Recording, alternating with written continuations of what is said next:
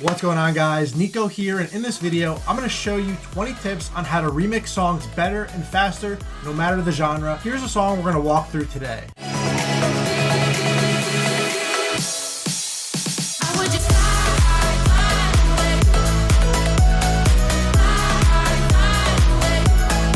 This is a two-part video series. The first video is going to cover the songwriting, the production, and the overall idea. And the second video, I'm working with a professional mixing and mastering engineer on how to take the song to the next level. Before we jump in, we're giving away 100,000 MIDI chord progressions. Comment down below chord mastery. We're selecting one winner from the first 500 comments. Jumping into the video here, tip number one is to get organized, guys. Whenever we're doing a remix, we typically have a bunch of stems and we have the vocal, which we work around. In this remix right here, the main vocals fly away and it's in E major and the BPM is 125, which I've set up here. The second step in doing a remix and tip is to get the main idea, not produce the drop, not do anything. I like to listen to the whole vocal and figure out what part do I want to be in my chorus. Do I want the chorus to be a melody? Do I want the chorus to be a melody and vocal? Do I want the chorus to be just chords, right? It can be a bunch of different things. This song Fly Away has a very iconic moment, and it's right here where she sings just fly away.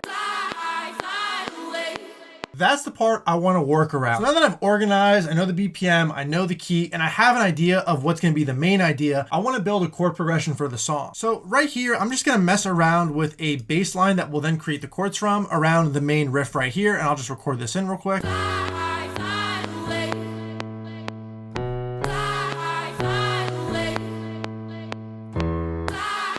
And that's a solid bass line, and we can build chords around this, guys. So when creating a chord progression, the walking bass line is always a great way to make chords because it just has a nice flow to it and you can mess around with the chords now. So the fifth tip that I have for you guys is creating seventh chords. So I know the key of C major here, which is just the white keys. What I'm going to do is take this D chord right here. I know it's a minor chord, so I'm going to make a minor seventh chord. And then, guys, we have all the guides down below on how to create these chord progressions absolutely for free. So what I'll use is the 2-3-2 strategy. So I basically count 2 notes in between, as you can see here, 3 notes in between, and then 2 notes. Let's bring these up an octave. Now I have this E right here, and for the sixth tip in this video, I'm going to use an inversion. So typically, if you look at all of the chords possible in the key of C major that have an E in it, there's C major, there's E minor, there's A, and I probably forgot one. But point of it is, I want to make this chord a C major chord. However, you can't do that unless you start with a C, right? But what I'm going to do is I'm going to just create the chord first. So 3-2 strategy, and I'll jump this C up an octave, right? And then bang, I have this chord right here. Instead of it sounding like this. So this F chord right here, I'm going to make it a cluster chord, and I'll use the 1-1-2 strategy, and just like that. So right here, the chord progression, if I just did it simply, it'd be a D minor, it'd be a C chord, right? If I just kill all the fanciness to it, and then an F chord.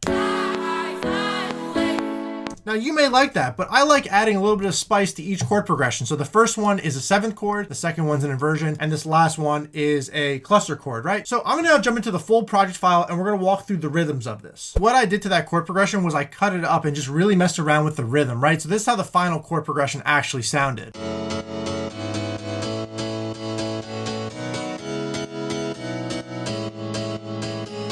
So that chord progression that we basically came up with serves as the foundation for the entire song. As you can see, it's just repeating over and over and over and over again. And I am keeping it interesting by doing a bunch of different things that I'm going to get to in a second. The next thing I want to discuss in a remix is kind of the energy around the whole remix, right? Drums are very, very critical, not just in dance music, but all genres. And adding and removing them and adding complexity to them can really help out your track. So the perfect example of this is if you look right here, this is the main drop idea.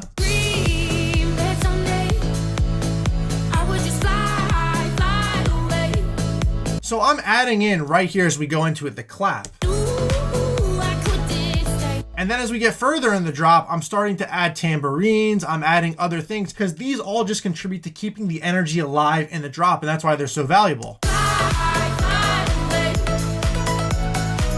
Now, what I typically like to do on my drum bus is before we even do mixing and mastering, I typically am doing mixing things before I send this off to an engineer so that it still sounds good. I like to add some saturation right here with the decapitator, and then I just do some EQ moves as well on my drums to cut some of the low frequencies, right? Because I want to save room there for the kick and the bass. So moving throughout this track, you can see I'm adding claps, I'm adding the hi-hats, and then there's some other percussion from there. So once I kind of dial in my kick and my drums here, I typically like to move on to the bass. And if we play all this together, it is a nice drum groove, right? But what's going to carry the song as well is the bass. So when I look at my bass here, there is a lot of processing on the main one, but I just have two simple layers here. If I just go with the top kick to give it a little bit of a click. And the first layer is right here. Again, it's just a serum patch. I forget which one it is, but I'll give it to you guys. It's this Regardless Deep House pack by Ultrasonic Sounds. They have some really good stuff. I typically always like to add some sort of saturation. This decapitator with his beefy preset's really solid. For this right here, I just typically cut out the low end because I like to leave that for my sub, which I use Sublab. And then from there, I just have some OTT. And then I have this top kick right here, which gives a little bit of the click. And I use the Haas effect to pan it out wide, so I have a little bit of a wider bass sound in the ears. And then I have this wide layer right here as well.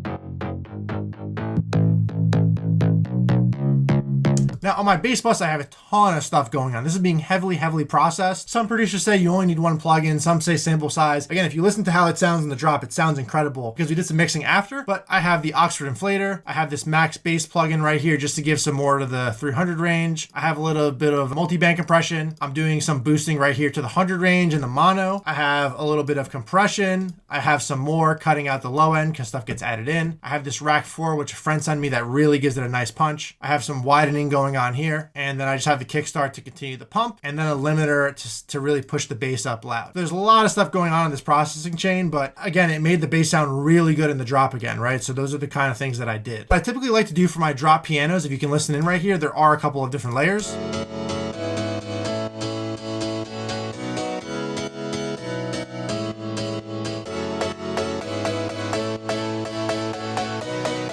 I have my chord here piano, which is an awesome piano. It's pretty old school. I throw in a little keyscape layer. I throw on the Avicii pianos from Nexus. And then I have these really cool plucks that I like.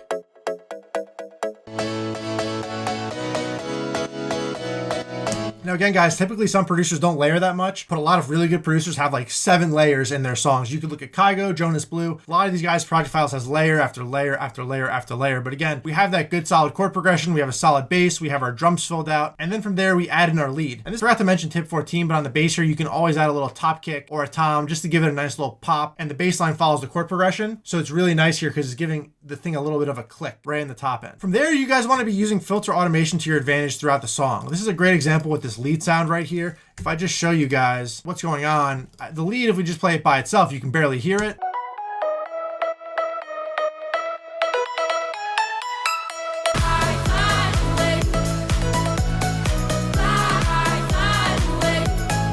That lead is being slowly brought in as well as these dope plucks right here.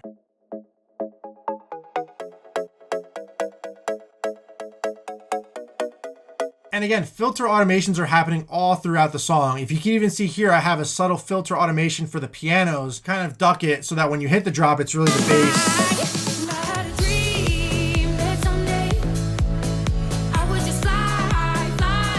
We're doing all these subtle things, guys, to make the song sound good. The melody here, how did we come up with this melody? Well, all we did was really, we just took the chord progression and we took the rhythmic pattern and we kind of messed around a little bit with it, right? So what I have going on here, if I just solo the lead bus and I'll just put on the piano bus as well, so you guys can see both at the same time.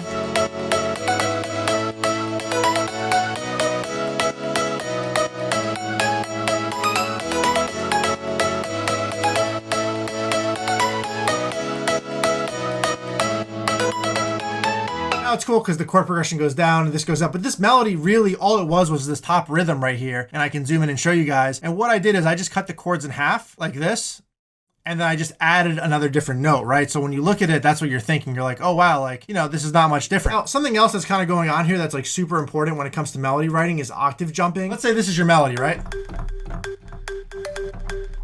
What people love doing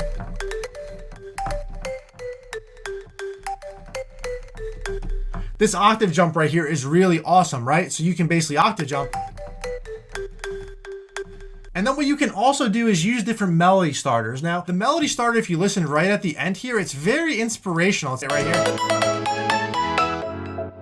That dun dun dun dun is actually a melody starter. This is in a different key, but all we're doing is taking the C cluster chord and just an octave jumping the bottom end. Dun, dun, dun, dun. And again, we wanted the song to be uplifting, so when I was thinking of the melody, I was using different melody starters when creating it and thinking it out through my head. What I'm gonna say, typically you like to also do is create some master automations. I didn't do it on this one because I mix and mastered it in a completely separate setting. Certain things that producers like to do, there's really three main things going into your drop to make it sound really full and loud. The first one is taking some automation here and ducking the volume as you go into your drop. So you have this build right here.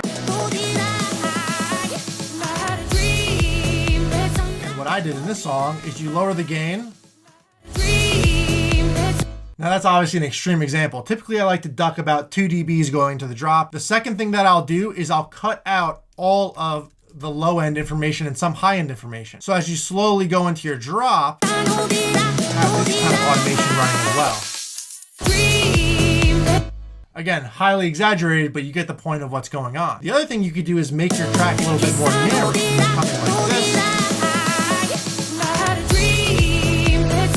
Again, extreme example of what I was doing there, but you duck the width and you bring it out. Typically, I like to cut here and I'll cut to about 130, sometimes 300, depending on how big the drop needs to be. And for the width, I'll typically duck it in about like this much going into the drop. So the 20th tip that I have for you guys here is once you create this remix idea, typically I like to come back and take a couple days, up to a week, think about things, not listen to it, and then come back and work on it. Obviously, if you have a tight deadline, you just have to get it done. And some of the best music is made on really tight deadlines. But what I'll have to say is this song right here, the level of intricacies, all the chord progressions, all the rhythmic patterns, all the stuff you guys see in this project file, this took weeks to create. And I also had some feedback from some really good friends and producers. Now, what I'll say on that is sometimes you want to take the feedback and other times it might not be the best. They might try to change your whole vision. And sometimes the song is amazing as is. All right, guys, that's going to conclude this video. If you enjoyed this, make sure you hit the like button, subscribe to the channel, and don't forget to comment down below chord mastery. We're going to select one winner to get the 100,000 chord progression pack. Thank you guys so much for watching, and I look forward to seeing you in the next video.